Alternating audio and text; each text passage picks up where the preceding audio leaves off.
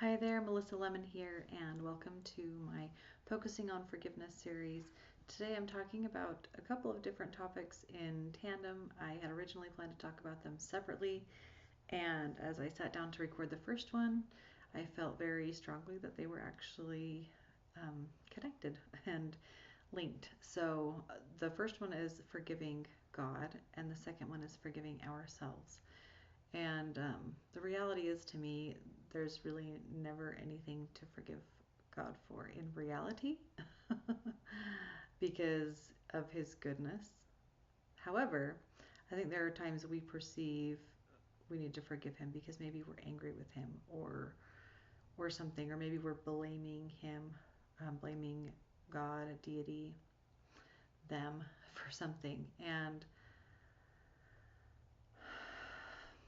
so I think it just comes back to the fact that we are connected to the divine.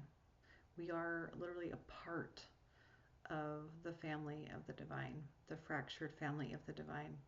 So I think there's two things. First of all, I would just say that it's okay to be angry with God. It's okay to be angry with the divine.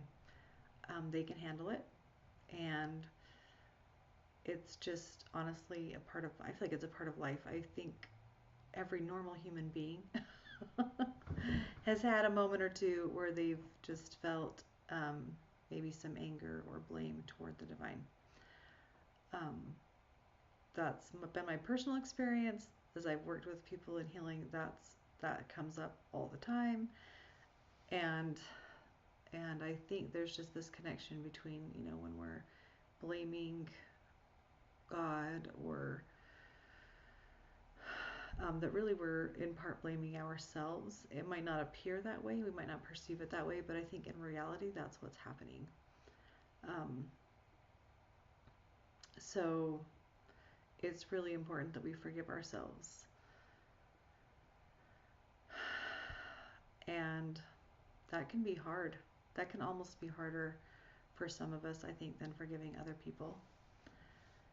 So again, here's a reminder that forgiveness is simply letting go of responsibility when it's somebody else involved.